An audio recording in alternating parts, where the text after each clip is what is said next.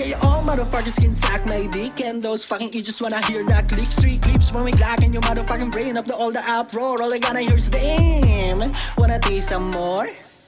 Not in metaphors. I don't need your sugarcoating. Stop fucking like a big bitch, you tripping. You're talking to your haters, you have one. Stop pointing a gun at a madman. Quit talking like trash, cause I can't think a bitch yung bang hurt my garage. I don't care if you're a legend, you work his shit, I didn't need revision.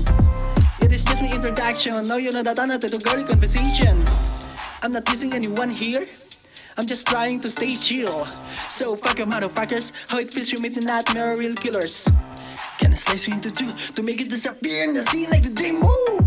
Now let's make it 4, then I gonna put your fucking head in front of the door. Tangina mo, akala mo siguro di na kita papalagan pagtapos mo. Pakinggan malamang sa'kin na hindi ka na mababaitan. Makikita mo kung sino sa ating dalawa yung tunay na mapapaitan. Pagmasdan mo, mabuti yung mga liriko kung paano ko binabalatan. Eh kitang kita naman kung anong kaibahan ng palaban sa mga gusto lang manlaban. Lalong inamin mo lang na malalakang na pag-iwanan. Napapaghalataan, di mo na mapantayan. Ganito magsulat may laman, hindi yung mema na lang. Pwes hanggang diyan ka na lang. Di ko na mabilang ang mga bali-balita o to sa pusapang naririnig sa tabi-tabi.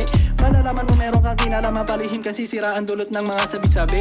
Di ko akalain sa bibig mo nang gagaling lahat ng mga pahaging ukol sa tae-tae. Habang ako natatawa awang-awa, di ko mapigilang mag-isip paano ba't mo binabae. Basta bahala na sila, alam ko naman na wala akong mapapala.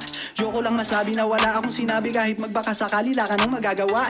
Kita mo naman yung mga tirang malala, di mo napansin kanina pa yung babala. Kahit anong panalangin di ka magiging matuloy, wag mo na rin pangarapin, di na usong himala. Tinatawanan ako ng mga gago, sa mata nila ako'y siraulo. Pinagpipilitan na mahila ko, iginigiit na pilipit ang dila ko. Kakilakilabot na ngayon ang panahon, nagsipagalat ang mga alimango talangka. Sa kalagitaan ng mundo mapangusgabo, tinatutunan ko kung paano kumalma. Kaya ngayong papakita ko kung paano mabadrip si Akuma. Didilim na barang alauna, mga puta sa laula, hindi nalulula sa kinatatayuan na lupa.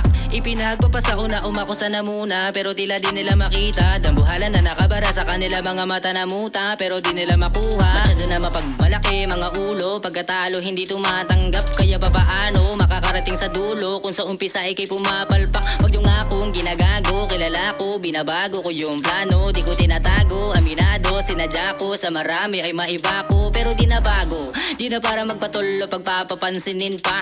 Bukod sa wala na kumapapala, di naman din ako yung mapapahiya. At saka bukod pa dyan, dapat mong tandaan, sa ganyang paraan di ka angat. Mas mainam pa na maglakad kesa makalipad, labag sa dibdib at mabigat. Kaya sige-sige, kakasabi, sila daw yung mga tunay na may talento. Nakita ko paano umatake, mala Mr. Bean kung kumarate. Dami-dami pang mga sinasabi, tapos bilib na bilib pa sa sarili. Sino-sino dinuduro ng daliri, di ganyan yung natutunan ko sa kalye.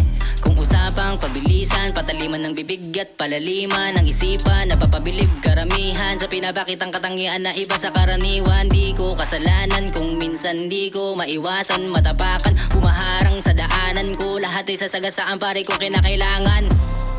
Hey, hey, LJ. Oo, si Gucci.